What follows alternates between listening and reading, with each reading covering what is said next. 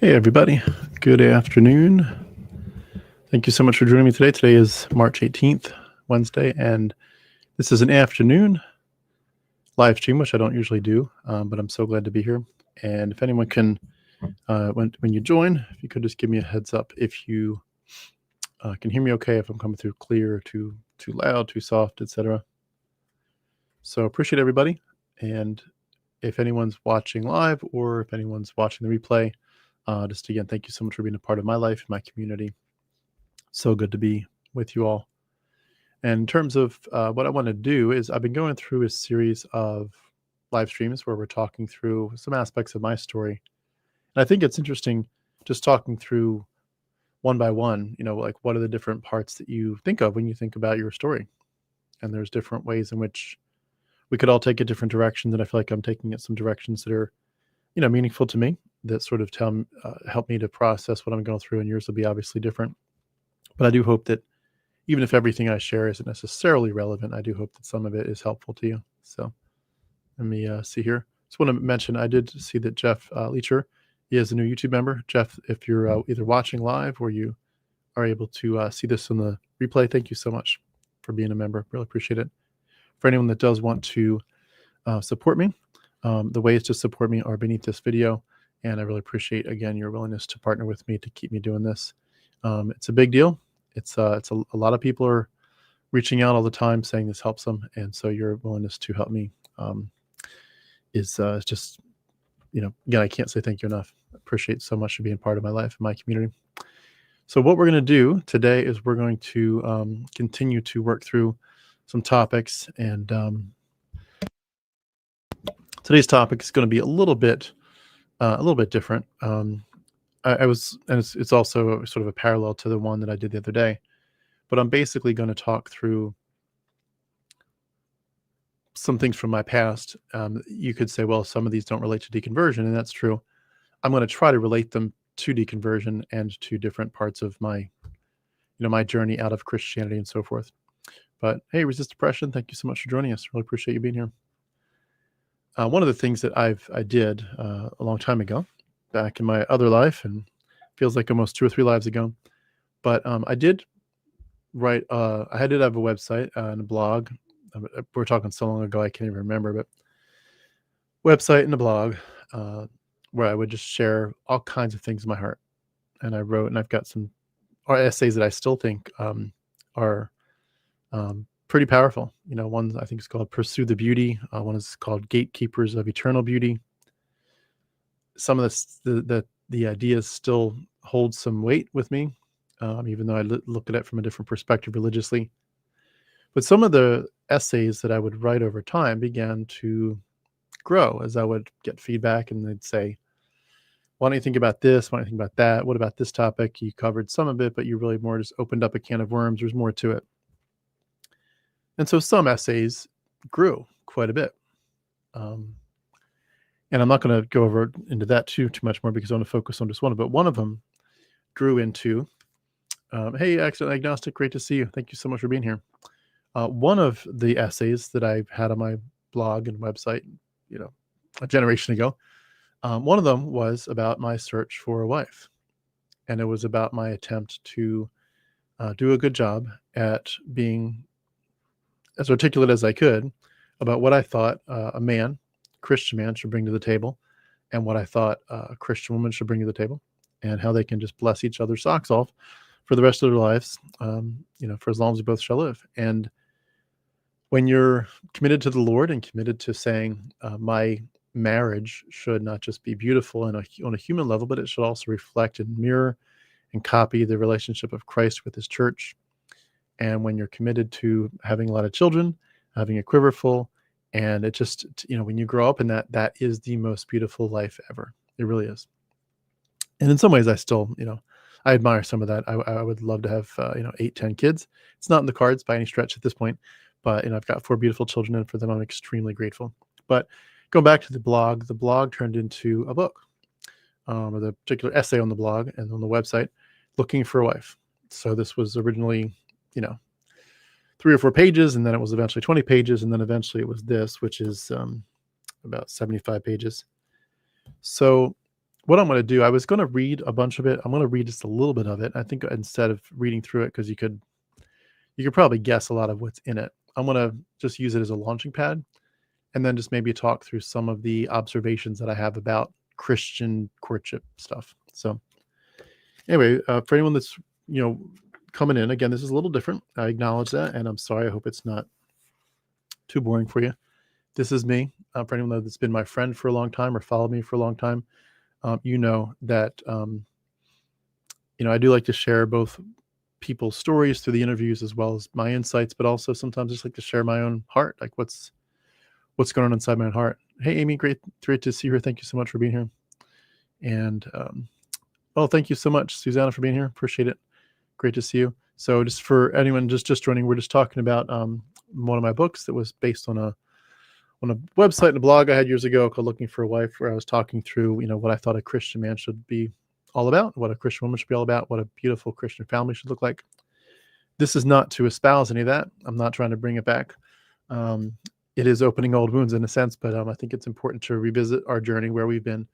This is more just like an FYI. This is my journey. This is where I've been. So I'm just going to read a little bit, little parts of it. I don't even have sections that I've picked. I'm just going to read a little bit here. There's what stands out. My name is Tim, and I'm looking for a wife. This is not about what I'm looking for a woman to be, but what I'm looking for her to value. I know that no one, including me, is even close to perfect. No one gets it right all the time. What matters to me is not perfection, but direction. This is about where she is headed in life, in her heart. This is about her core values and her dreams, about what makes her heart soar and what makes her feel like she is home. I will know a woman's core values by how well she demonstrates consistent kindness and femininity in her words and actions. I understand that it takes time to develop these traits, and I'm not asking for them to be already developed. What I'm looking for is a woman who is committed to developing them and who is in the process of moving her life in the direction of these core values. I understand that we're all discovering what's in our hearts, learning how to be ourselves to the fullest, and trying hard to follow God's leading. I gladly leave room for these values to look different in a woman's life than I describe here, and for them to come out differently over time in her heart, just as they will come out differently in my life over time. I realize that someone may share the same core values as I do, but may apply them differently. I'm hoping to find someone whose heart truly does share these dreams, desires, and goals I am sharing here. I'm looking forward to seeing the unique ways they appear in her life. This book is also a description of how I think life should be lived in general, and what I'm offering as a potential husband. These are the core values I work toward because I believe they are how God crafted us to think and act. These values are who I really am and who I am becoming. I know that we all tend to have a way we present ourselves and a way we truly are, the myth and the reality, where ideals are a far cry from daily life. But what I'm presenting here is who I truly am and how I live my life. I practically live these values every day. I strive for excellence, not perfection, in my life, and I'm looking for an excellent wife. I'm looking for a woman who takes Proverbs 31 to heart. I think it's important to both be and to look for someone who's kind, lovely, and elegant. The examples I use here are not meant to be taken literally in every case. They are examples of the kind of heart and direction that I'm hoping to see in a woman. I realize that many of the illustrations I use may look different in a relationship context because people have different perspectives that have to be worked out together as a couple. That is a good, normal, healthy process, and I look forward to it. I'm eager to be flexible, to grow together, and to learn what amazing things the Lord has taught my wife that I haven't thought about before. The examples I use are about painting a general idea of the kind of woman I'm looking for. I understand that people fall in love with a person, not ideals or traits. While it's important to identify core values, they're not the final word on two people's compatibility. When ideas become incarnate, they often look different than we expected and go deeper than we ever dreamed. I look forward to the ways in which God will delightfully surprise my wife and me. With that in mind, I'm writing out these core values to show the direction my heart and life are going and to help me in my search for a kindred spirit. I think it's vital and helpful to think through these kinds of issues and dangerous not to. It's important to be purposeful and thoughtful in our search for a spouse and to truly seek the Lord's will in our pursuit of a life partner. So you get the idea so far of what this is all about. And that's obviously part of the introduction. But I think it gives you a good example of what I was doing, what I was thinking. And I'm going to just move past the rest of the introduction, which is, I think it was a good thing for me to add that. Some people gave me some very good clarifications on that intro. And a lot of that was crafted from other people's feedback. But I did want to just read a little bit here or there throughout the book. Again, I'm not trying to focus on any one particular part of this, but I'm just going to read some different sections just so you kind of know, again, my journey. I'm not going to read too much. I'm going to focus maybe for 10, 15 minutes on this. And then I'm going to just make some observations about my time in courtship as a Christian.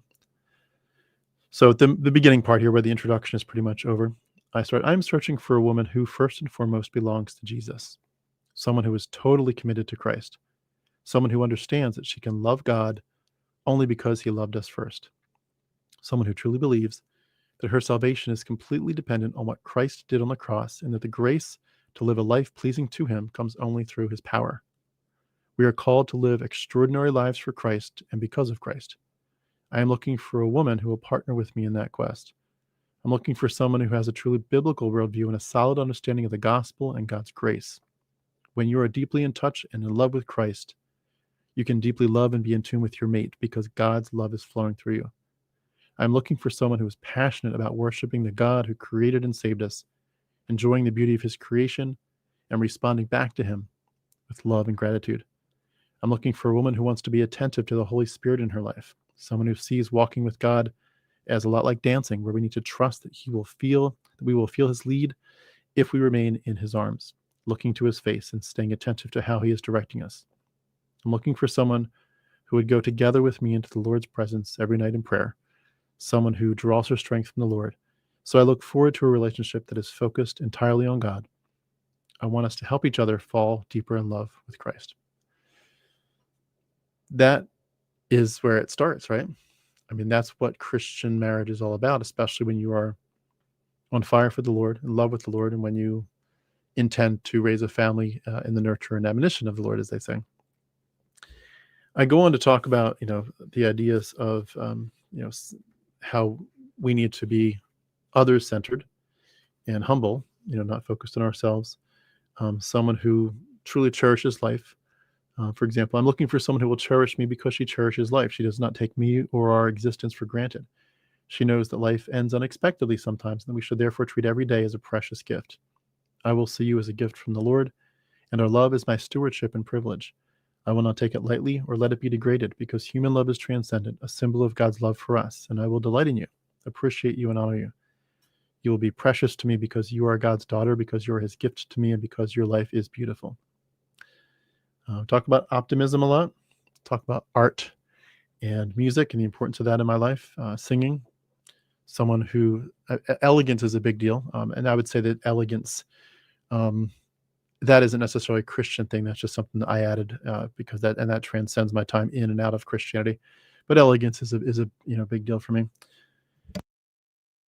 Excuse me, artistic, things like that. Someone who loves color and design. I did focus quite a bit in the book on the idea of chivalry, the idea that I think that's important in a relationship, and that I want someone that honors that I see it actually as an act of worship, or I did, obviously. Talk a lot about masculinity and femininity, and obviously that has, some of that is the same, but some of that has changed since my deconversion. But for example, I'm looking for someone who makes every day lovelier just by being there. She has a sweet, tender heart, and her life touches those around her. She loves to create beauty in her world. She has a character of elegance, tenderness, softness, interdependence, and has the goals of being a loving wife and nurturing mother. She rejects the traits of ferocity, arrogance, independence, and the goal of being a liberated woman as modern society defines it. What a change from that sentence, huh? But, I think it's important to be honest with where we've been, and sometimes you got to laugh at yourself. You got to laugh at yourself. When you say, this is what I used to stand for. These are the hills I used to die on. And the idea of finding, looking for a woman that's independent was anathema to me at that time. And obviously, being a liberated woman was not a good idea for what I was looking for. And that came out in the book. That's just part and parcel of what you do when you're in that worldview. So I wrote, we as a culture have undermined the traits that make a woman and have devalued the importance of motherly love. I'm looking for a woman who strongly rejects those false notions and has instead fully embraced her femininity, womanhood, and future motherhood. A feminine woman's first priorities in life are to be faithful and loving to her husband, to live her life to please him and to serve him, the same relationship we as a church have to Christ. In the same way, a masculine man's first priorities are to protect and care for his wife, to live with her in an understanding, considerate way to respect her as the weaker vessel and as co-heir to eternal life, to be faithful and loving toward her, and to live his life to please and serve her, the same relationship Christ has with us, his bride. I talk a lot in the book about romance. Romance, that's always going to be a big deal to me. Like, that's never going to stop. And that certainly transcends Christianity. But I'm looking for someone who delights in finding romance and beauty in the ordinary parts of life, like waking up to the sun, planting a garden, cooking dinner together, holding hands while taking late night walks, and lingering on a porch swing in the moonlight. Someone who will always want flowers on our dinner table. Someone who will want to dance even for just a few minutes every night. Someone who will want to read good books, watch sunsets, and count the stars together. Someone who is romantic through and through, loves to dance by candlelight to soft music, who would take a walk in the rain and spend an hour getting soaked while kissing her beloved, who loves getting flowers and wants to cuddle. Someone who wants her husband's affection and passion directed toward her often, who will want to see him staring at her from across the room, admiring her beauty and delighting in her. Someone who views being romantic as one of the most meaningful, spiritual, and worshipful aspects of life. I'm looking for an exceptional woman because I believe we are meant to live exceptionally beautiful love stories because of God and for his glory. So you get the sense of, that I'm weaving through the book, both my personal preferences, but also ways to take those into to glorify the God that I thought was so real.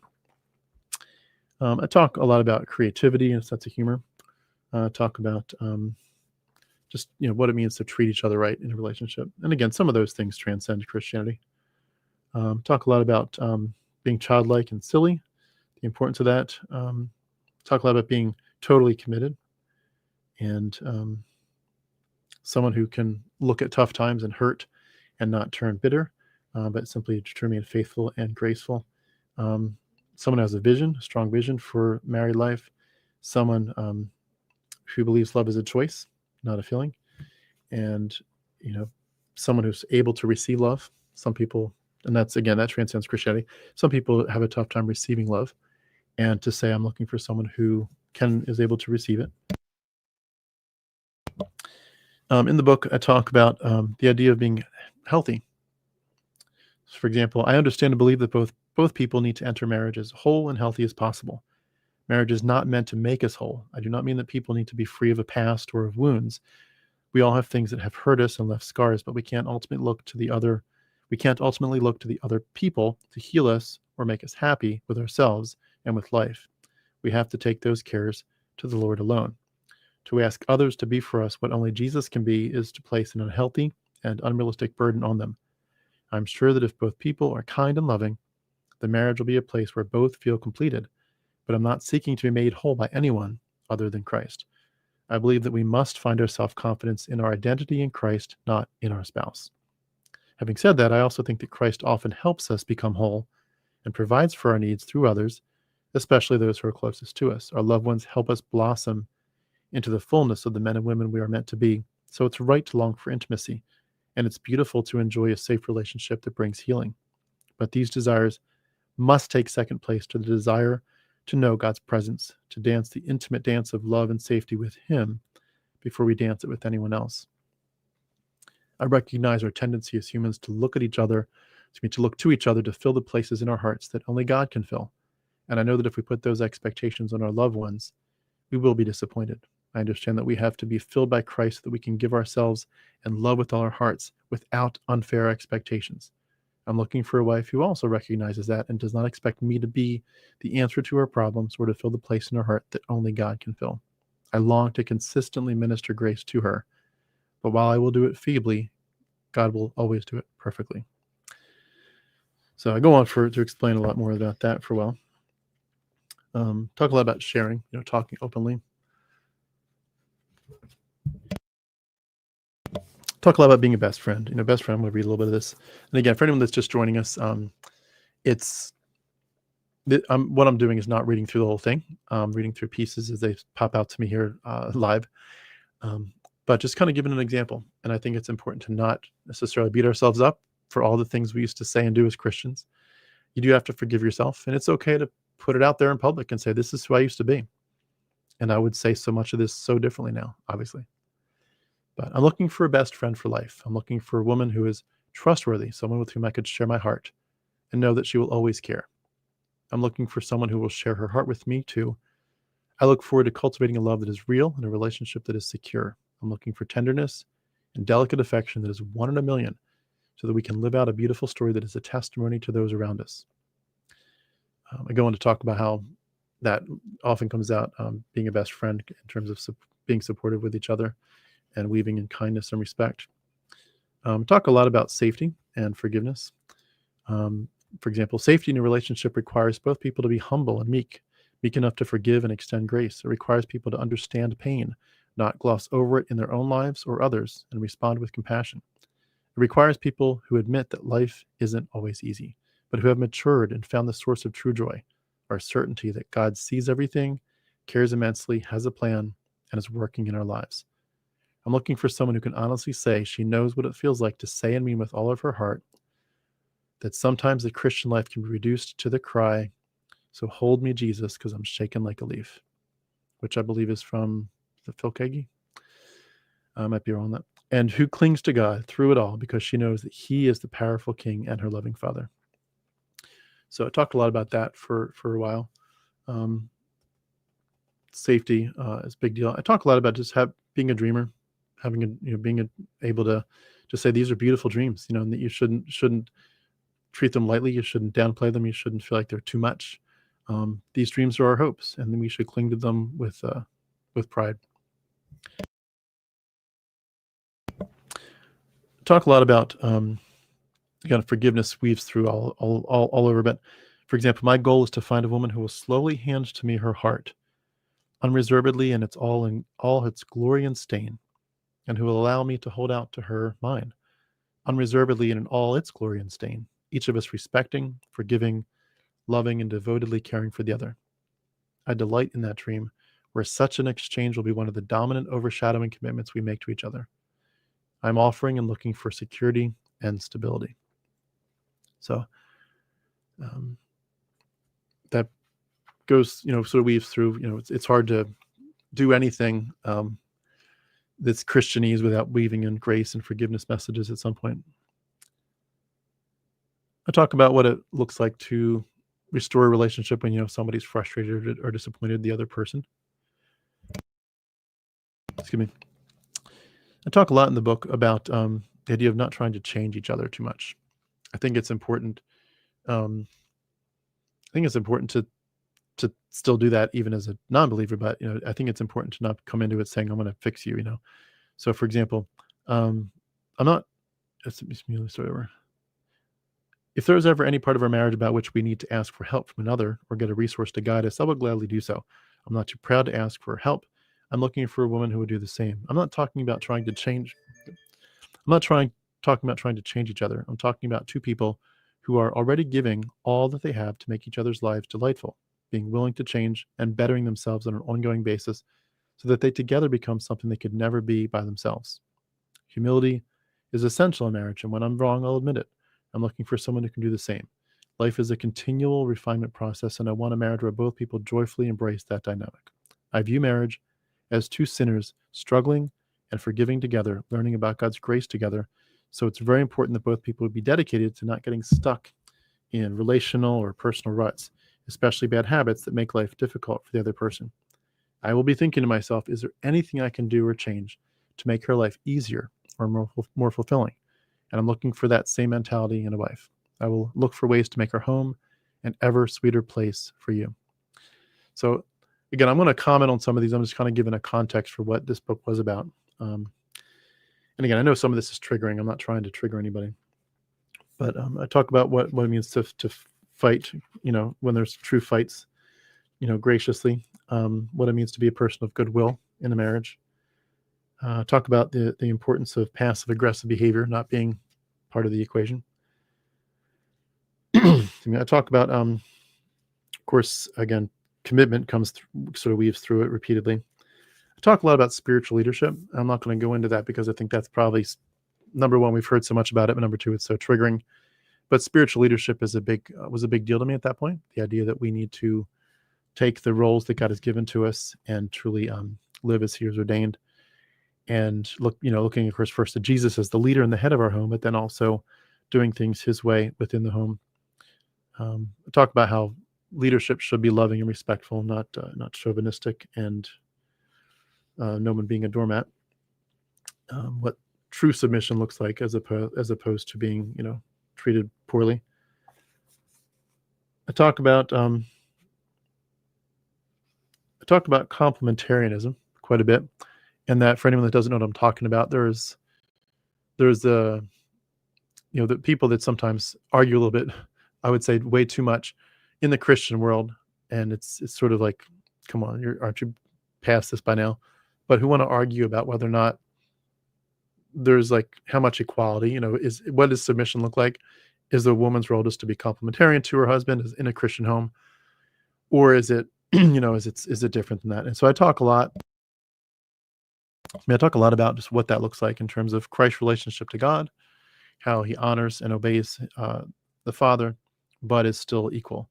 So that's, again, I'm not going to read that, but I think that's probably one of the most toxic things that we all got enmeshed in, is this idea that just like Christ is the same as God, but he's not, and Christ was willing to submit and do whatever God the Father told him, not my will, but yours be done. In a similar sense, that should be the way a husband and wife, act in marriage. Obviously, that's horrific and toxic beyond belief. But when you're trying to say, my hero is God, and my main way of exemplifying the way God relates to us, meaning more Christ through his church, that's marriage. Christ is the groom and we're the bride, right? And so therefore, if you're going to have a Christian home, you need to live out what it means to have a relationship that mimics Christ and his church. So submission was part of that. I hope that those of you who've been out of a Christian marriage and out of just Christianity in general, I hope you're healing from some of those messages. In my world, women submitting to their men was pounded from the pulpit. Not necessarily always in the meanest way, but it was firm. I wouldn't say it was obnoxious, but it was firm. This is God's plan. And when you really move past that, you think, number one, for Christ's sake, we're animals. We're conscious, evolved animals. But number two, the ways that we try to put up these constructs and these power plays in the name of a God and say, God, insisted on this. I know that is something that you all have probably long since moved past, and it's a dead issue. It's perhaps been a dead issue for you for decades, but it's still painful. And the fact that there's so much of that in our world, and it's not even just Christianity. I mean, it's in many religions. I mean, it's certainly neck deep in Judaism. The patriarchal mentality and the chauvinism, the obnoxiousness, women being weaker vessels, women have to just basically be a doormat, is what so many of these groups effectively, even though they never say that, it's what they effectively add up to. I remember, again, I was sharing before the other day about a story when I was in Bible college and I was in the pastoral program at Lancaster Bible College, and one day there's a girl in the class, and I was like, why is there a girl in the class? And I spoke with the professor who is the head of the pastoral department, and he said she's taking the class. She's her major is pastoral ministry. It's like, shit, like what the hell is that? What do you mean a woman is at our school taking pastoral ministry? And they couldn't, because of accreditation, they couldn't kick her out. And that was an interesting side topic. Like, should we be accredited then if it's going to restrict us from obeying God's word? But that topic aside, they just kind of railroaded her. They just took her aside and said, hey, we're so glad you're here, but we do want to make sure you're clear on what we believe the Bible teaches. So can we go through that with you? And they went through it with her, and she got convinced that she shouldn't be there. You think about that and you think, you railroaded her, and it doesn't matter now because, thankfully, hopefully she escaped the pastoral ministry group, which would have been a nightmare perhaps, but she also hopefully escaped even more than that. But you just think, this is what we do. We railroad people. We push them around until they fit our molds. And that's pretty disgusting when you think that's a big part of this. Making sure everybody fits in your nice little, like your little marionette. Let me just pull your little strings. Oh, the string popped. Let me put the string back on so I can get you to dance the way I want you to dance. It's just sad. But that's exactly what we've been stuck in. And that's why it's so nice to be free of it. And it takes a while sometimes to start over, because some of this stuff Christianity is so enmeshed in our culture, especially in the United States and England and the UK and some other Western countries, that we're so enmeshed in it that at this point it isn't just Christianity, it's the culture itself. They become almost part and parcel, which is frustrating. But becoming secular would take generations. We might become secular in terms of a government, but in terms of secular as a mentality, that I don't think that's ever going to truly come, because it's become part of who we are. The Christian mindset, it's stuck with us for a while, at least not in my lifetime.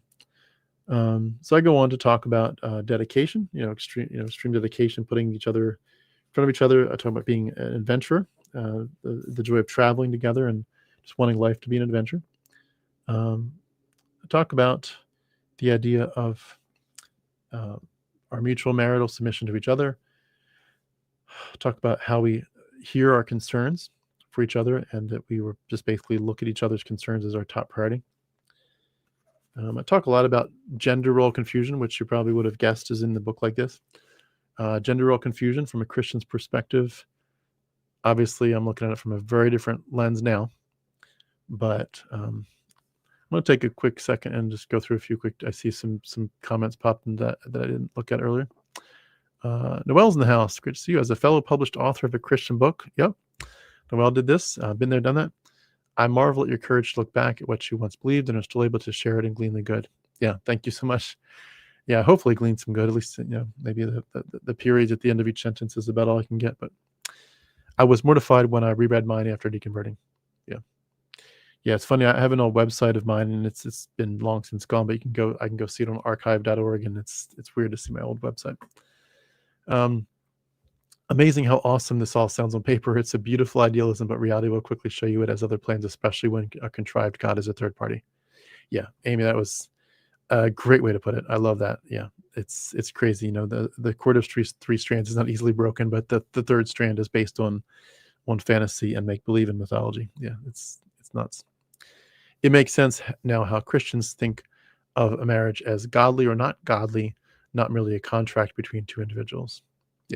Yeah, for sure. Is it honoring to God? Is it copying and mimicking his relationship of Christ to the church? So going back to this for a second, I talk about just celebrating traditional gender roles. Talk about the importance of not looking for androgyny or role reversal. Making sure that that also impacts how we raise children. About not homogenizing the genders. That was a big deal to me at that point. And again, I talked before about how I've never really had a personal one-on-one conversation where I've, as a Christian, attacked people that didn't follow traditional gender roles and so forth. But there are still ways in which I hurt people, and I don't think more than 3 people bought my book, so I don't think, thankfully, that this did much damage. But it's out there. It is a reality. It's out there. I wrote this stuff. Don't homogenize the genders. Leave the distinctions clear. Androgyny is dishonoring to God. Gender roles are to be celebrated, and obviously, I see it all from a different lens now. But I do think that, at the time, it was what was beautiful to me. And I think that's where you have to, I think sometimes we talk about don't be too bitter against your parents and against, past generations, because they did the best they could at the time. And at the time, traditional gender roles and nothing but traditional gender roles looked like, to me, the very best and most beautiful life ever. It just looked like that's how you live your life, and it's beautiful, and that's how you honor God. And so you kind of have to look back at yourself and say, I thought I knew what I was talking about, and I thought I knew all I needed to know.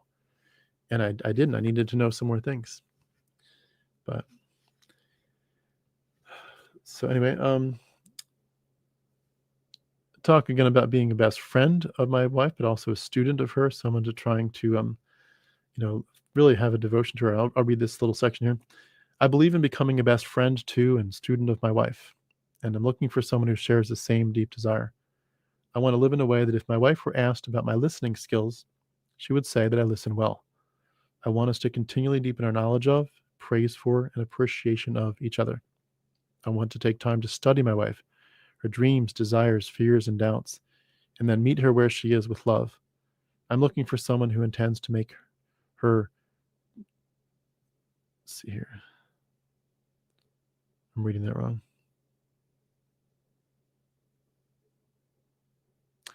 Mr. I'm looking for someone who intends to make her delight for, passion for, devotion to, and trust in her partner. That's a botched up sentence I wrote, but to make her trust in her partner the central focus of her marriage relationship and of how she glorifies God as a married woman. I understand how important it is to be a good listener. I understand that there will be times when my wife does not want me to offer solutions, but to simply listen, understand, sympathize, and show her I care about what she's thinking and feeling. I understand that sometimes the best response is a listening ear and a hug and nothing else. So I go on, what it means to be a good listener, a good communicator, hearing each other's hearts, always being available, not necessarily in a sexual sense, but just available to, as your best friend. I'm available for, your to be here as a helper and someone that loves you and cares for you. I talk a lot about being the kind of people that don't push each other to be defensive toward each other. I think that's actually pretty good advice in general. I'll read that. I'm hoping to create a relationship in which our love is so strong and selfless that we will not push each other toward defensiveness, but will instead create a safe haven where we can learn from each other and even be corrected by each other, especially in the areas in which we are entrusted with watching over each other's souls. I believe we must both have teachable hearts in order to grow as a couple. That implies that we both need to be open to each other, not hiding our faults or being embarrassed, but being vulnerable and honest about our weakness and shortcomings, always ready to forgive and always ready to help each other and be helped. So talking about, again, total safety and good communication skills. Talk about just bare bones basics in terms of loving Jesus, like where loving Jesus is just everything. I want to find a woman who loves Jesus, strives for excellence in everything she does, and is devoted to loving and helping others. But I'm not talking about someone looking or acting perfect again, but about someone who loves the Lord and wants to shower her husband and family with a heart bursting with joy and loveliness. I'm not looking for someone who is all these things per se, but someone who is aiming for those goals. Again, it's about direction, not perfection. I'm looking for someone who shares these values to the core. There's no such thing as a perfect person, but there are people who constantly make the effort to deepen their walk with the Lord and to minister and love to those around them. That's the kind of person I want to be and to marry. I talk a lot about playfulness, even to the point of giddiness, just, filling our lives with so much joy. I talk about how this is something that I've talked about in different contexts and different ways, but it came out pretty clearly in this book as it definitely fit. The idea of saying these goals are not lofty. These goals to some people sound like you're asking for too much. You're trying to shoot for the moon and you're looking for too much. You're too idealistic. And I said this in this book, and I still kind of think in my own head in terms of other things, not Christian things anymore, obviously, but some other things. I would say I'm aiming for the stars and hoping for even more. I don't believe these values constitute a pie-in-the-sky ideal. I believe they should be and are the bare minimum for any Christian marriage. I strongly believe that anyone who has been in the Word for any length of time ought to be headed in all these directions and then some. So that was a big deal to me, that this isn't just like those were good ideals, but it's, it sounds like you're looking for perfection.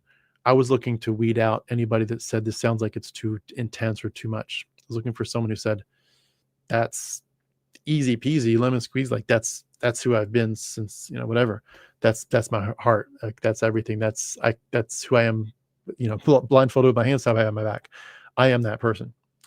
So I talk a lot about love languages. It's hard not to be a Christian talking about marriage. Love languages have to come in somewhere, right? I talk a lot about touch. I'll read just a tad of that. Talk about the idea that touch is important. Certainly that transcends my time in Christianity.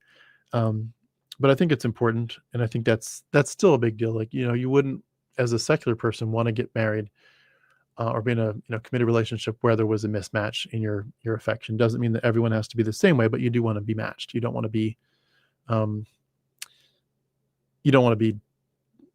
someone that longing to be cuddled and the other person is like, no, not so much. I wrote, I'm looking for a woman for whom touch is a primary way she sends and receives love. Someone who would want me to play with her hair every night, who would want to be touched in both sexual and non-sexual ways, who is a passionate kisser and who wants to be passionately kissed, who intends to be extremely affectionate for the rest of her life, who strongly desires that affection, intimacy, and sexuality be frequent and abundant visitors to her marriage, who knows she'd enjoy little touches like brushing each other's hands when we pass by each other, who would love for me to pull her close, who wants to nestle her head in my neck while she's sleeping, who wants to be pursued and enjoyed by her lover for the rest of her life. So I go on to talk about different aspects of that, especially as it relates to more Christianity weaving into that perspective. But and I go on to talk a lot about femininity. I think touched on that a little bit before, so I won't belabor that point. But I definitely was pretty wordy on what femininity looks like as a Christian in a Christian life. I went on to talk for a while about someone who's in touch with their body. And this sort of coincided with, I was working on a book, which I never got to publish, but I was working on a book. It was called Set Up and Designed to Fail. Set Up and Designed to Fail. It's a long book for which I did quite a bit of research, at least research as far as I would call it research. It was a book about how I thought that we as Christians were so anti-body in some ways. And I was saying this as a Christian, but I was saying we're so anti-body that we're literally like anti what God has clearly given us and said, here, partake and eat. Like, this is what I want for you. This is my design. And we're so concerned about the dualism of body is bad, spirit is good, that we shoot ourselves in the foot. And we're not able to just enjoy what God has said. I have this for you, and I insist that you take it. Like, this is my gift to you. And you're kind of, giving me the finger if you don't do what I say. I designed you this way, so enjoy it. And so I kind of talked about how that starts not with us being physically affectionate toward each other, but just being aware and able to appreciate our own bodies. So talk about just being in touch with our bodies, some the ways that we think and look at ourselves and love our bodies. That came out a lot for me, and I may embarrass myself here, but that came out a lot in terms of sensuality. And just the idea that I thought at that time that we were doing ourselves a disservice by letting purity culture make women hide their curves, because I thought at that time that the sense was that we were all trying to diminish women's curves and women's womanhood, the features of womanhood. We were trying to diminish that so that men's eyes weren't being turned too much toward that. But I was kind of making the case in that other book that I mentioned that actually is bucking God's design, that God is specifically like he could have designed women differently. He designed them with curves, and he intentionally did that. And he wants you to look.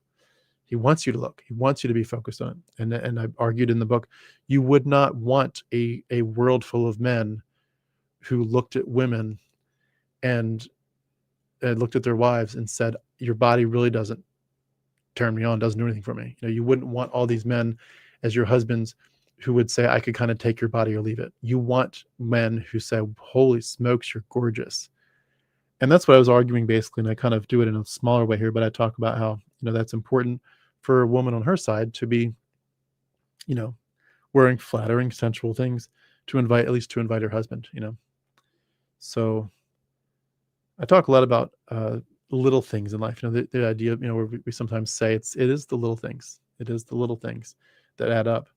And so I think that comes out a lot. I wrote, even when there are kids or fatigue or other things that get in the way of our enjoying a romantic evening alone, there are a million little ways, from a hand on the shoulder to a warm hug, to let the other person know that the relationship transcends our daily responsibilities and struggles, and that what's most important is our close friendship and intimacy. I want to find someone who truly wants that intimacy and will make sure, no matter what stage of life she's going through, that she will help her husband make it an absolute priority, so much that if her husband ever seemed to not want intimacy, that she would still make the effort to make it happen, and would make her desire for intimacy and closeness clear, both sexual and non-sexual. I want to find a woman who believes that our union in every way is an expression of worship to God and of love for each other, and therefore good in every sense.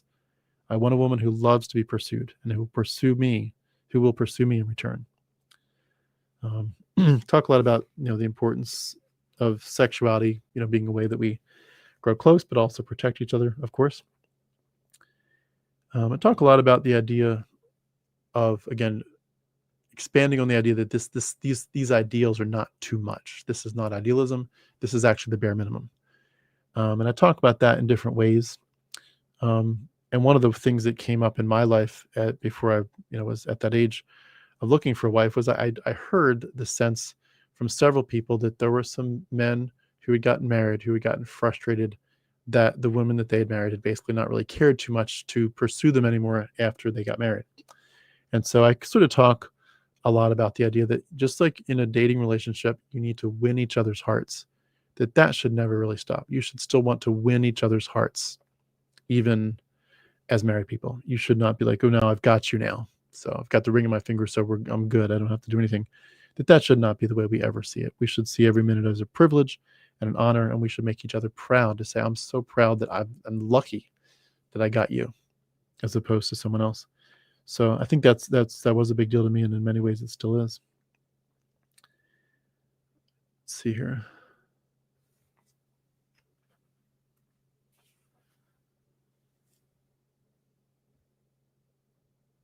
I talk quite a bit about sexuality, because it wasn't not to say that it's just like sex talk, but talking about it from the Christian worldview perspective and just going back and forth about how it's important to see sexuality as part of not just having a thriving marriage, but also that this is the way that we honor God and his design, and that sexuality is a spiritual act. I don't mean the act of sex. I mean just being a sexual person, enjoying your own sexuality, connecting on a sexual level, that was an act of basically embracing God in your life. So, and I was really, in many ways, fighting against what I would consider, how should I put it? In many ways, I was trying to fight what I would consider a sense that we were really shooting ourselves in the foot with so much of our just so much of our approach to the body. I got really frustrated for years, and kind of sick to my stomach, and also just sick not just in terms of in marriage, but just how we see it. Like even as a single person, even if you stay single for your whole life, that we're constantly tripped up. For example, one of the ways that came out is I remember thinking to myself, what is it about us that makes us think that seeing a baby breastfeeding is like somehow something to hide? It's one of the most beautiful things on the planet. And it's so beautiful just to see the baby, so beautiful to see the baby being nourished, so beautiful to see a baby, connecting with his mother, and so beautiful to see a mother being able to nourish her baby and have that closeness and that bond. So wonderful to see the peacefulness, and it's one of the most beautiful things ever. And yet, young men, for whom it would normalize the body, if you ever saw breastfeeding, you would basically be like treated like, close your eyes, like, sweetie, my eyes are up here, and it bothered me. And I thought that's Christianity weaving into the culture. And you look at tribes, where there's toplessness all the time, you're not going to have that. You're going to have people it's just normal. You see babies nursing and no one thinks twice about it. It's just part of life. And it just bothered me. And it really came out, I thought, in this book pretty well about saying we really need to undo these toxic vines around how we see the body. And that came out even more in my body book. I think the book was hundreds of pages. I never published it. So talk a lot about being stewards. Everything we do is stewards of the Lord's as a family. I talk about the importance of, loving children and wanting children. Talk about the importance of the core centrality of the home. Talk about training children, of course, training children up to be little soldiers for Jesus. And talk a lot about the idea of just making the Lord the center of your home. For example, I want to honor the Lord with our family by making our home the central place where we worship him.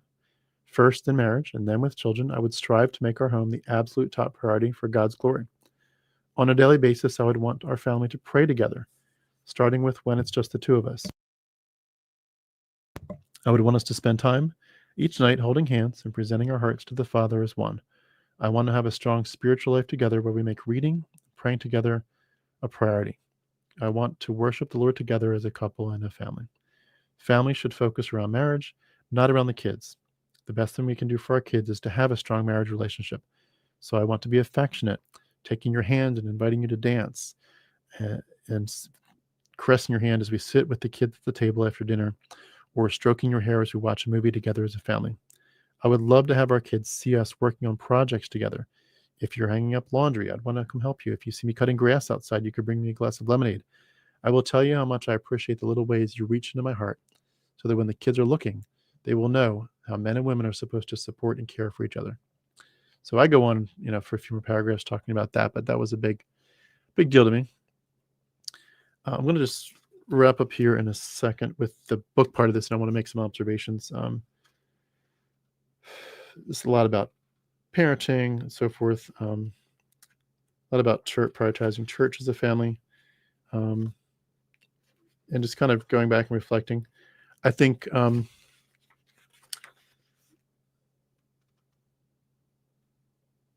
just wrap up this part of it by reading the very end. The values I've described in this book are truly mine. This is where my heart is.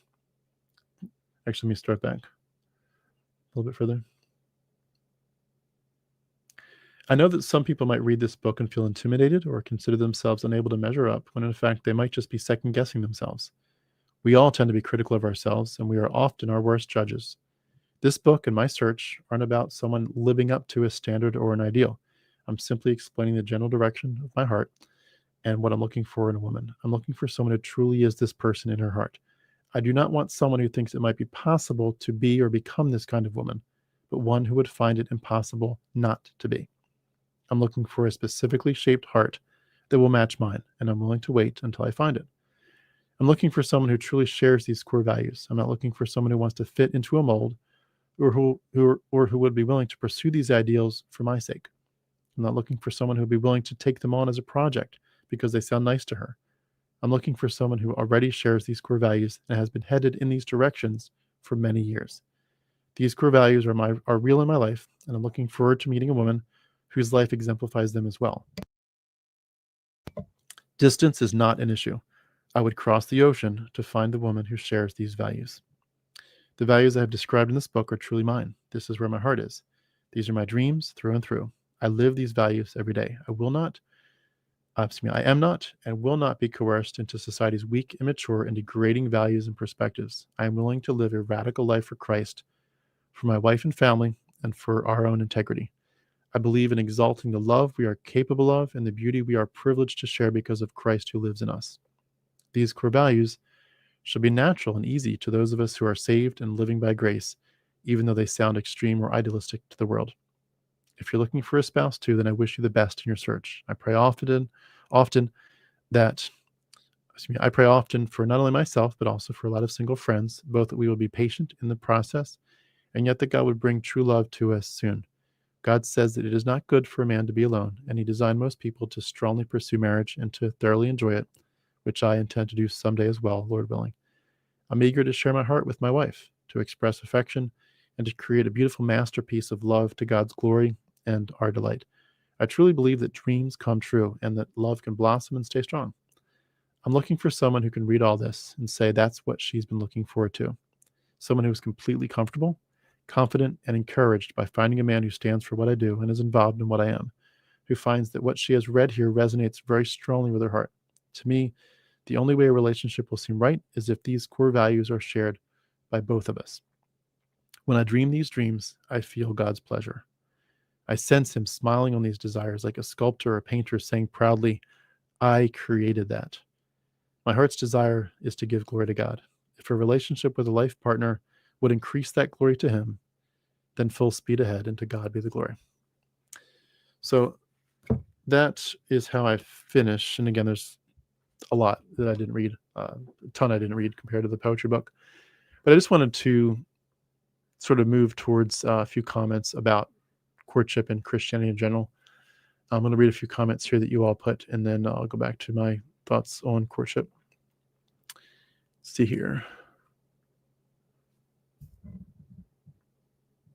Amy says, I feel like I'm off my rocker, but I thought all my life that marriage in a church was for the same reason football players say a prayer before a game. Nice. This is heartfelt and very vulnerable. Thank you. Yeah. A lot of interesting thoughts and a lot of feelings about where I've come from and where I've been, and especially in light of some recent days. But it's interesting. This whole thing makes you, it's very bittersweet, and it's very, it's part of the grieving process, right? Hey, Stephen, great to see you. Thanks so much for being here. Model car videos, like the video, helped him out. Thank you so much. Appreciate that. Yep. So I wanted to mention just a couple thoughts about, dating, courtship, and marriage. I think a lot of us would agree with a lot of these things, and these aren't necessarily things that come straight out of my book in any way. They're not like things like, well, if you read this book and then you escape Christianity, you'll come up with this kind of list. These are just observations I made, but I think it fits with the topic for the day. I was thinking about how in many ways when we date as Christians, we're dating for marriage, not for discovering who the person really is. We were sort of always taught to treat marriage as treat dating as a pre-marriage process, not as a space for honest discovery and friendship. The stakes become very high very quick. Like your heart pounds, like, oh my gosh, like, we're on a first date. Is this my wife or not? And like, you just feel like you want to go back to people that and just be like, pardon my language, but like, slow the fuck down. You don't have to worry about whether you're going to marry this person on the first date or even the second date or even the fifth date. Like, you don't want to play with someone's heart. You don't want to date forever if you know you're not going to move forward. But the high stakes that we put, this is, and in Mormons, it's even greater, it's eternity. You're with this person forever, but, even as Christians, there was these high stakes, and you're tempted to force the certainty. Like, I'm certain this is God's will for me. I feel so much peace. And you might have just really just felt like, I'm horny and they're available, like that's not certainty. It's just you're horny and they're available, and they're just as horny as you, and they're desperate for, the whole 9 yards. And you weren't really ready to justify the relationship yet. And yet you sort of force it and say, yep, let's do this. Let's move forward. Looking back, I think for a lot of us, using the courtship process, dating process, whatever you want to call it, it would have served us all better if we had simply said, I'm just here to learn who you are. I'm just here to discover it. I don't really have too much. I don't really have too much in advance that I just have to think through. I'm just here to be your friend. And I think it also, that is a good point to add too, is that a lot of us, I think, were deprived of some good friends of the opposite sex that we could have made, but we had to, like, you're either my wife, you're my future spouse, or next person. And who knows, but if we had just taken it easier, that could have been a really good lifetime friend. It could have been a friend that cared about you and helped you through thick and thin. Doesn't mean that, you want to play with anybody's heart, but I think we all could have had many more co-ed relationships that were good and healthy. But because it was always, you're either my future marriage partner, or bam, you're not a good fit. And in many ways, so many people, I remember in Bible college, I went to Bob Jones and then Lancaster Bible College, but at Lancaster Bible College especially, I'm thinking of a lot of the people, I think, felt the need to explain to their friends why that person wasn't the good fit for them. And they wouldn't like couch it as if like that person's abusive or something, but they would just couch it as in some negative way. Like, because if you from an outsider's perspective thought each of these people is a very good, solid, mature Christian, and the other person's like, they went on a couple of dates, like, hell no, like I cannot continue this relationship. That person that broke it off would tend to make the other person like sort of spread, at least little rumors, like the real reason I did this is like they're not such a good person. I saw that all the time in people's relationships. It was like, and then there were people that got like a, micro reputation, and then I could see that for some people there, and I wasn't dating. It wasn't a big deal as much for me in my life at that time, but I could see people that were dating a lot in Bible college for whom it was like, it became harder and harder, because especially if you like dated 3 or 4 or 5 girls, and then, that guy would break it off each time. And eventually, he becomes basically like, he gets the scarlet letter on him. Like he's a bad guy, all these beautiful, wonderful Christian girls, and none of them ended up staying with him or whatever reason. That guy gets the scarlet letter, because like if any of these girls if he was a good godly man, would have said, I would love to be with you. And none of them said yes. That happened over and over and over. And you could literally see why some of the guys at Bible college would eventually like choose to live off campus. They didn't want to live on campus because like there's like a micro culture on the college campus that was different from versus people who didn't live there and eat there and so forth. And so you would see people intentionally trying to move to, their own separate apartment or something off campus to kind of separate themselves from that and sort of start over. It just was so sad. I think another part of this that I think about a lot, and we do talk about this, so I won't talk too much about it, but purity culture really makes you think that your desires are dangerous. And, it's like if you're attracted to the other person, it gets loaded with so much moral baggage so quickly, like from the first minutes. And, you just fear your own body, you fear your desires, and it's framed like a threat. And you're not supposed to just think this is just a normal human signal that I'm a red-blooded person, and obviously 20 years old, and obviously going to be horny as hell, and it's normal to look at the other person and say you're attractive. It was like there's nothing wrong with that, but at that time so much of it felt dangerous. And I think that's what pushes people to quick marriages, is to say, I am overly eager, I am too excited, I am too sexually I gotta move forward, that you get yourself all worked up, and then you marry someone for the sake of sex. You don't even know who the hell they are, because you haven't lived together. Of course, that would be an anathema. You haven't lived together, you haven't spent that much time together. So much of it has been in public where everyone else can see you and chaperone you, as it were.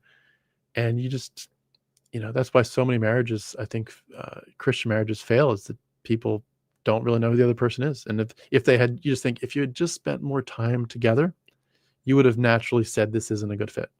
You would have just, if you had been able to spend more time together, especially in a less observed environment, you would have just naturally moved on. Eventually said, this is just, God bless you, but this isn't the right fit. This isn't the marriage partner. But instead, because you were horny and you couldn't get to know them and you just made a quick decision, now you're looking at divorce. And that stinks. A lot of people got hurt by that.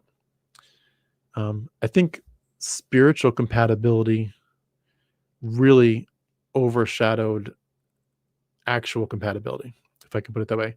The idea was, are your beliefs shared? Are they common? Are they similar enough, if not identical?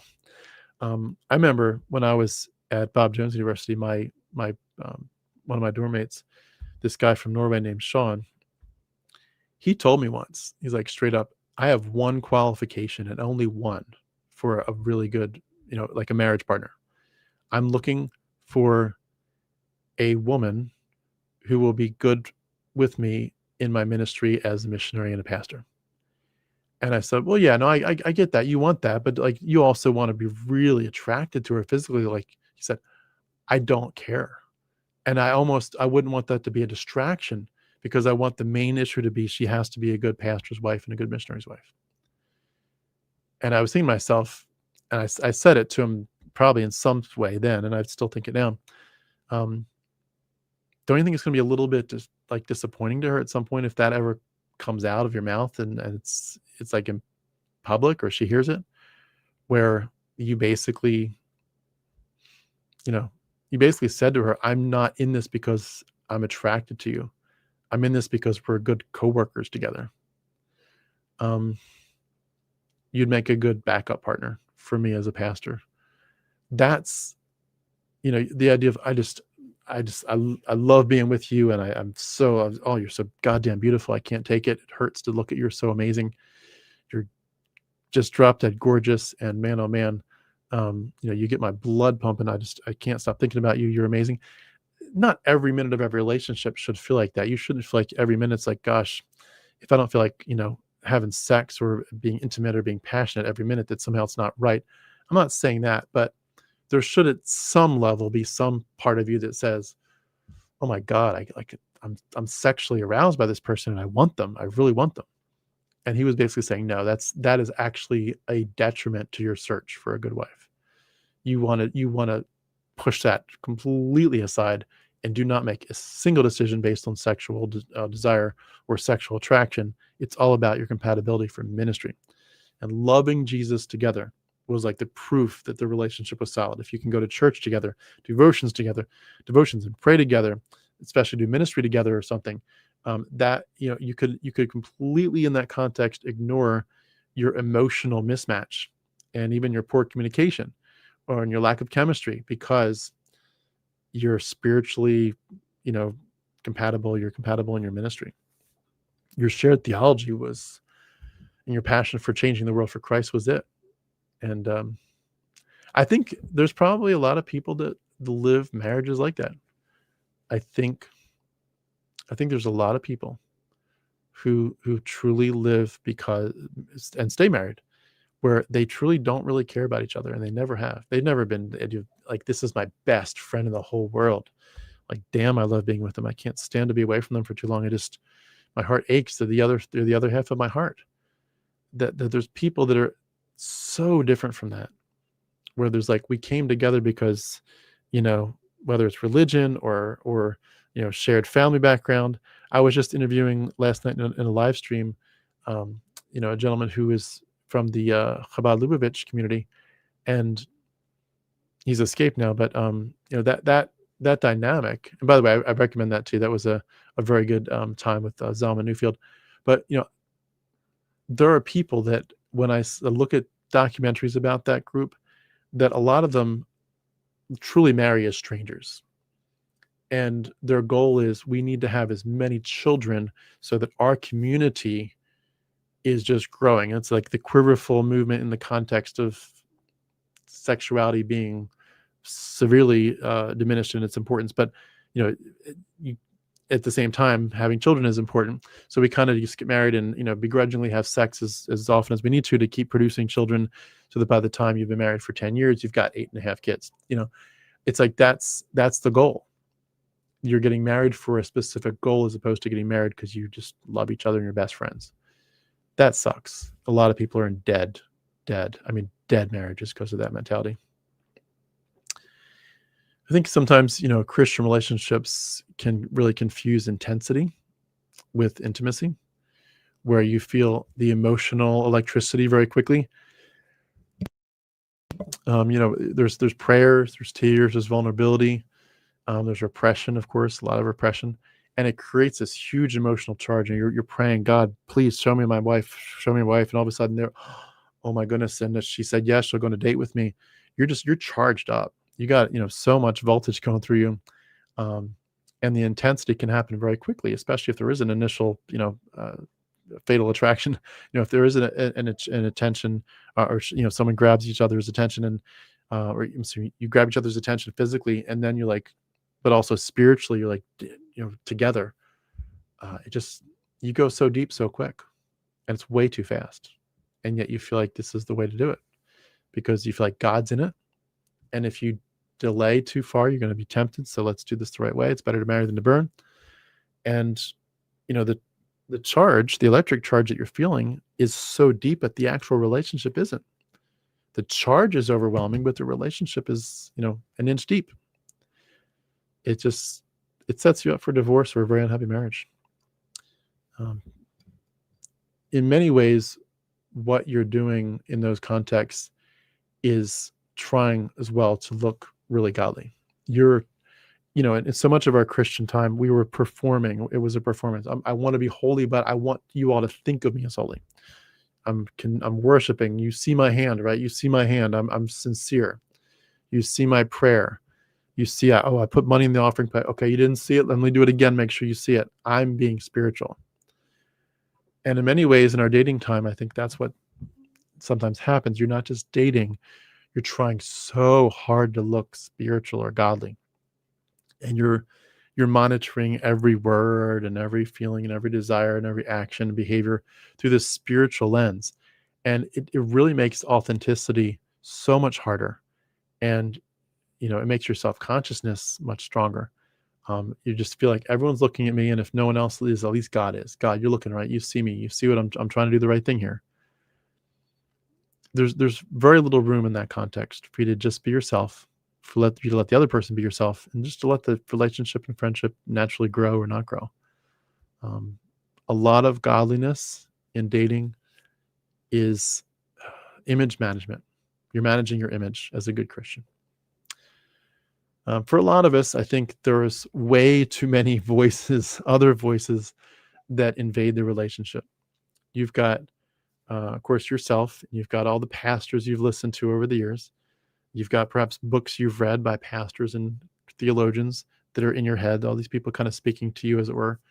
You've got your church culture. Of course, you got your parents. You got your Christian friends, your small, your men's group, your women's group Bible study. You've got your, one second. You've got your current, you've got your current pastors. You got just everybody's jumping into your relationship. Everybody's telling you what you need to do, what you need to think. And in that process, you end up just really getting to a point, I would argue, that there's just too many voices. There's so many people speaking into your relationship that you can't just be yourselves. You can't just listen to each other and talk. It's like your privacy is being invaded actively or perhaps passively, but so many people. It's like a community project, and it dilutes your agency. Your instincts get buried under spiritual advice. You're not necessarily saying, what do I really think? What do I really want? You're more concerned about, and you're more focused on asking questions like, what does everyone else think? Is this a good match, guys, or not? Where are your instincts saying this is good or this is not good? This is a beautiful blossoming relationship and I love it, or not? It dilutes your agency. Of course, a lot of us talk about how, our courtship time often makes us distrust our own judgment. You feel uneasy because you're learning to distrust your own feelings. You're learning to distrust your own sexuality. And, you have these perhaps lack of faith. I'm not sure if God's opening this door. Oh, I am sure he's opening this door. You've got these fears because of, is this honoring to God? Is it not? You've got selfishness and selflessness as a motivator. You've got all these things that kind of make you think, I don't know how to trust myself. Where do I slice and dice what's me versus what's God? What's selfish versus selfless? And you have these inner alarms that are like your protection or your internal intelligence as to how to process this. And yet you distrust so much of it. And I think a lot of us may have perhaps been in relationships where something in us said, don't do it. This isn't a good fit. Don't do it. And we'd let it go because somebody told us, you guys are a great couple together. I think a lot of us would say that red flags in dating relationships could be spiritualized. You know what I mean? Like if a woman was dating a man and he's very, very, I'm the man and I'm in control, and he's kind of, especially if he weaves in any of the niceties, he weaves in a little bit of chivalry just for a show, but he's like, I'm the man, I'm in charge, I'll make all the decisions, I'll order what you're gonna, we go out to dinner, I'll order for both of us, Mr. Waiter, and you've got all these red flags where, like, a woman could say that's a hyper controlling man, but in a Christian context, like, well, maybe that's just leadership skills. And things like shame, being ashamed of something. You could say, oh, he's being convicted by the Holy Spirit. And maybe you'd see someone where you would otherwise say, they really seem like they're emotionally repressed. But in the Christian context, you might say, that's a form of righteousness. They're denying things for the sake of God and for the sake of holiness. And looking back, I think a lot of the unhealthy behavior that we saw in ourselves and other people was just being dysfunctional. But we're doing it in the context, obviously, the church and Christianese. I think a lot of people have rightly argued that courtship sort of makes you as a a young person and like a baby. You can't trust yourself. We have to monitor you. You have to be accountable to the pastor for your courtship. You have to have a chaperone. I mean, at Bob Jones, chaperones were a real thing. You did not go out. It's funny, at Bob Jones, there was one place you could go where you didn't have to bring a chaperone. It was like on campus. And the only reason you didn't have to go get a chaperone was because the chaperones were already there. Like it was I think it was, if I remember correctly, it's been a minute, but I think it was part of the library or something like that, or maybe it was like a smaller library that was like a coffee shop library. But like there were employees there, like doing the coffee, and people that just worked there and kept it nice. Adults, and probably many of them or all of them married, but they would kind of be the chaperones that were always scanning the room. But like you could go there, couldn't touch each other, of course, in any way, shape, or form, but you could go there without asking for a chaperone to be with you. But you couldn't go out to to a nice fancy dinner, the two of you alone. You had to have a chaperone, had to, not an option. And so with all this surveillance, all these permission structures that so many of us had, you're basically like instilling in it this delayed emotional maturity. Like, are you mature enough to treat each other right? Are you mature enough? Can we trust you? I mean, you're 22 years old. I mean, come on. If you're 22 years old, you need to be trustworthy in every which way. And a lot of us really entered our adulthood without real adult relational practice that could have slowly been woven into our late teenage years and early adulthood. And so many of us in this context, ironically, like you're so immature in the way that you're either by choice or by force, but you're so mature, and then yet there's so much at stake in terms of your purity, and marriage really becomes like the cure for it all. Like if you can just find the right one that God is clearly putting in your life, putting in your path, if you can just get to his will, in a sense, get to his pure and perfect will for you, that marriage really is the cure. It's better to marry than to burn, of course. It's the answer to your longing, to your loneliness, to your sexual tension. It's loaded with so much symbolic meaning, Christ and the church. There's all this pressure on relationships. And you almost have like the weight of salvation. I mean, you're the salvation that you're going to be able to offer to people as you together share the gospel, as you together exemplify Christ and his church, as you work together in the church and in missions, and especially as you bring children into this world and raise them as little soldiers for Jesus and raise them to know and love the Lord in the Bible. Like the weight of salvation is put into your romance. There's so much weight there. So much is at stake that it literally, like eternity is at stake in how you do this romance. And marriage is the cure for all of this tension. Just get married quick and God will fix it all. That's not the way it should be. It felt like perhaps fun at the time to some of us, but you look back and you think there's no way to have fun when the weight of the world and the weight of eternity is on your shoulders on these little dates. It's just crazy. I think a lot of us in these contexts as well would be tempted to confuse being chosen by someone as being truly loved. Like if someone chooses you and says, I want to marry you, that, especially if that person was really godly or in ministry or something, that felt like, wow, like this godly person, they're up on stage, or they lead worship, or they teach this or that, they're always with the pastor, whatever it was. You could feel like this, if this godly person chooses you, that therefore that you were loved and that you were worthy, that there was proof like, yeah, I needed to find someone stellar and you're it. And it could kind of put a false acceptability, a false worthiness on some people, I think. And of course, rejection, if you're like, well, let's court with the intention of marriage. And then you get rejected by this person that's like this pinnacle of spirituality. It could feel devastating to your identity, romantic attention. And especially if there was some kind of implied or spoken, sense of like, we're probably moving forward. Like, I don't see any reason not to move forward. I don't see any reason not to move forward. It was interesting. I recall there was a girl that I dated just once, just one brief date, but she lived a ways away. And I remember I was going to go see her, just meet and greet, just to get to know her. And she was like, this, what I'm talking about this was like, everything was in her. It was this was her fiber of her being, what I'm talking about. No fault of hers. This was this is what she grew up in. She was, I think, a missionary's kid.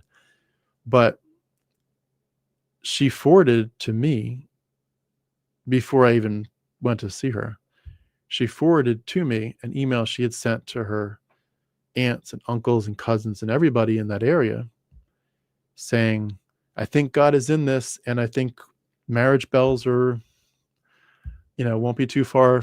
And I was like, we haven't even met, and you're telling your whole family that God is in this and that marriage bells probably are going to follow soon. And I mean, obviously, number one, it sort of like that's kind of overly desperate, but at the same time, it was a romanticized perspective from a Christian's perspective. Like, God is in this. God is in this. Isn't this so beautiful? And everyone, get ready, because once we meet and we know this is God's will, we're not going to wait long. There's no reason to, because you don't want to get yourself to a point where you're going to fall into sin. So this is it. Let's do it. And like, it wasn't a fit at all. It wasn't a match at all when we met. Again, lovely person, just wasn't a fit for us, each of us. And yet everything was like, it has to be about God's will and about being chosen. And you get so tangled up in it. And then when it doesn't work out, you get devastated. And you see, I think at this point, when you step back from all that, being chosen and being deeply loved are not the same thing. There are people who are in constructs where they feel like they have a divine calling to choose someone. And I think I see that in a lot of, again, the Judaism, at least the Hasidism, if I'm saying that right. And I'm sure it happens in other cultures where, and especially you think about like marriages that are arranged. Someone is chosen for you and you don't actually know them enough to even think about whether you love them or are compatible. And that breaks my heart. No, I will admit there are people I've heard of who've had arranged marriages where they ended up choosing to love each other and it blossomed. But I do wonder for how many, for every one of those truly beautiful success stories where the parents basically chose the spouse for the kids, for how many of those that are successful, how many hundreds and hundreds of them are there where they're miserable? I think being chosen and being loved need to be very separate, at least in the the context of these communities. I think a lot of us would agree that we had almost no language for sexual compatibility. You weren't even allowed to really talk about it. It was mostly your thoughts were focused on being pure or impure, being tempted or obedient. You didn't really talk about chemistry. You didn't talk about even things like what you really wanted in life. You weren't really truly embodied. So there was no way to talk about how that would flesh out. No pun intended. Certainly there was no room for eroticism, erotic talk, or erotic, thinking through it. Eroticism was completely off the table. And it's funny. I remember hearing one of the saddest stories I've ever heard, I think. And I'm not defending anybody or attacking anybody and saying this. I'm just saying this was sad. I remember the guy that was the head of the pastoral department at Lancaster Bible College. He was talking about premarital counseling, and that, of course, is a big deal. And he told me about this girl that he had known that was a student of his, and she was had become a good friend, and sort of she saw him as like a father figure, and so she went to him for counsel and advice, and she finally met the man of her dreams, and she thought that she had that everything was great, and I believe she may have asked this pastoral teacher to either marry them or at least be part of the wedding. It was just a beautiful, like, everything is coming together. And he said she literally on their wedding night called him, the pastoral teacher, in tears, sobbing, saying, my new husband is asking to watch porn with me tonight, which I think is pretty fucking disgusting to do to someone. But it also brought out the idea of like, so you all never, ever talked about these topics? Like you had plenty of courtship time. You never talked about eroticism, pornography, your expectations, your boundaries, what's good, what's not. You never once talked about it. And it was obvious, like, of course, in this story, like, no, they never talked about it. And she was in shock. Now, again, I think he was a jerk for doing that. So I guess I will take back what I said about not condemning him.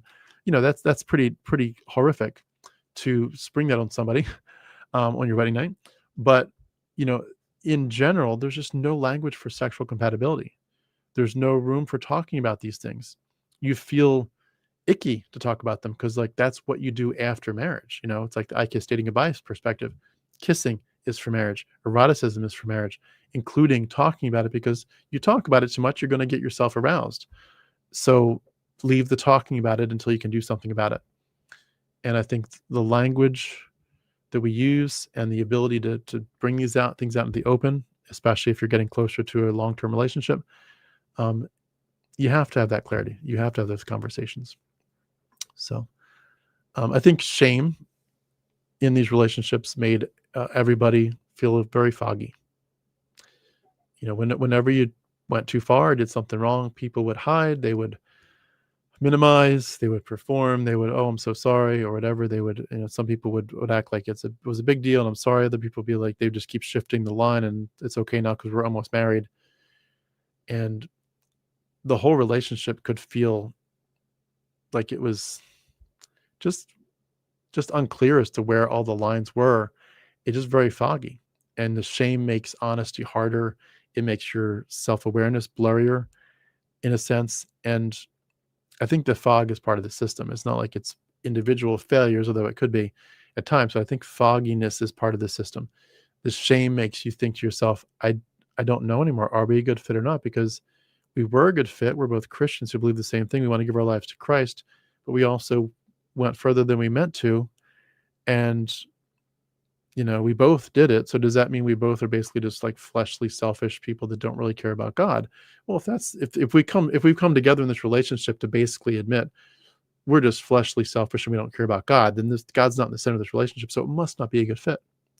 And I suspect some couples probably parted ways who, if they could have been rid of all this trashy worldview stuff from Christianity and just been honest with themselves, some of them might have been great fits. They just never got that far. They never got to talk about it that far. The shame took over and they said, I guess we got to move on. I think sometimes people get attached to this story in a sense. God's writing our love story. There's all this symbolic power. We've been praying. This is God's restoring the years the locusts have eaten. I've said it to myself, more times than I want to admit. There's this huge symbolic power. There's this power moves by God. There's the sovereignty, the narrative, and the narrative can feel stronger than the actual real connection or lack thereof. And you stay loyal, in a sense, you stay loyal to this story and you stay loyal to the meaning that it's given you. You stay loyal to the power of it all. And there's no reality to it. The story was more intoxicating than the actual relationship. The story of look what God is doing means more to you than whether or not you actually like this person and want to move forward in the relationship. And so I think as a result of a lot of this stuff, when we deconstruct, we have to relearn how to do relationships, how to date, court, if you use that phrase, how to love, how to rethink boundaries and consent and attraction and communication and trusting yourself. And, it feels disorienting at first, sometimes even humiliating to realize how much you just never knew, you never learned. You didn't know how to do relationships. And there's grief and feeling late to this game.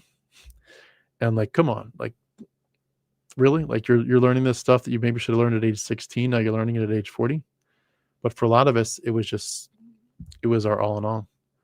And I think, as we say, sometimes, healing from this stuff means grieving what you were before, saying, I look back and I see how much I was ignorant, how much I tolerated, how much I suppressed things, how much I spiritualized things. And a lot of us feel embarrassment and self-contempt. And that's why I wanted to bring out, things like my book and say, yeah, I'm embarrassed that I wrote this. Obviously, number one, don't go buy it. But I'm embarrassed. But it's also, this was my journey. I did the best I could at the time that I had it. And, I think differently now. But it's easy to feel that contempt for yourself and that the version of you that was trying to survive inside a totalitarian system where you had no third-party constructs. You had no way to say, maybe we should look at this differently.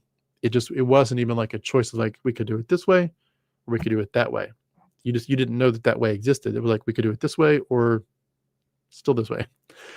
And you have to be a little compassionate to yourself and forgive yourself. And I hope I can do that for myself. I hope you can do that for you. And I would say some of us would have to say we didn't just date badly. We dated inside of a worldview that was distorting the most basic constructs, that like concepts like love and like desire and discernment, compatibility, and a lot of what we would have called wisdom, the wisdom to know whether this is a good fit, the wisdom to know whether God's opening the doors, and this is his love story that he's written for us. It was just indoctrination or fear of missing out on God's best. This is plan A, and if you don't take it and do it right, you've pretty much fucked your life over. So do it God's way and don't mess it up, and hold it like a precious jewel in your hands. And God will bless you and honor you, and you'll have a great sex life and 10 well-behaved kids, and everything will be beautiful. You'll have a white picket fence. But if you don't do it God's way, you touch the wrong way too early, kiss, you don't wait for your marriage or your wedding day for a kiss, you're pretty much, you're screwed. You're not doing it God's way. Plan A is the best. Plan B, well, plan B is real close to plan C. So how do you really want to play this? You want to do it God's way or not? And that's what we did. It's all our fears of not getting God's best wrapped in our religious jargon. I think healing from this stuff means learning that no one was watching, and certainly the humans that were watching shouldn't have been. The sense that God was watching shouldn't have been in our heads. And we have to relearn what it means to love somebody. What does it mean to just look at someone else, say, you're a stranger for the moment. This is date number 1. You're across from me in a coffee shop. I don't know who you are. And there's a couple outcomes where this could lead. Number 1, we could say thanks for the coffee and have a good life. On the other hand, we could start with coffee, and a year from now, we could be in bed making a baby. That's a lot of what ifs. But you have to get to a point where you say, I need to figure out what it means to figure out those questions. Is this a good fit? Do I want to move from this being a stranger to being a friend to being a potential lover? When we leave Christianity, it's not just changing our beliefs. It's changing the way we understand all this attraction, chemistry, intimacy, and what it means to love someone and be loved, what it means to know someone and be known. And so for anyone that's healing from, whether it's extreme idealism or an overdependency on God making a beautiful love story for you, or I kissed dating goodbye, or something I wrote today that triggered you, if you're healing from some of these things, just know it's not easy. Give yourself the grace to say, yeah, it's hard to think through it. But also, I would just say maybe a few final thoughts, if I could. If you will let me add this. For a lot of us, post-Christianity and post-deconversion, so much has changed. Our ideas about gender roles, just real broad stuff, gender roles, our perspectives changed. Our perspectives on what we want and don't want. Even some of you would say, you know what, I don't even know if I believe in marriage anymore. I might want a long-term relationship, but I don't think I'd ever go to the altar again. I don't need that. It's all changed. Some of you are open to intimacy outside of marriage, intimacy outside of a long-term relationship, friends with benefits. There's all kinds of ways in which you all and I are thinking through and exploring and relearning what the options are and relearning what we want and don't want. And I think it's important in that process for me to go back to something that I've heard so many times. It's almost like, how many more times do I have to hear this? But the pendulum tends to swing far in opposite directions. And for some of us, we're going to say, we were taught so many things in one direction, and now we're like, that's all done, and we're going to swing the other direction. And maybe, just maybe, that's the best thing in the world for you. Maybe, you are so repressed that at this point you need to just go hog wild.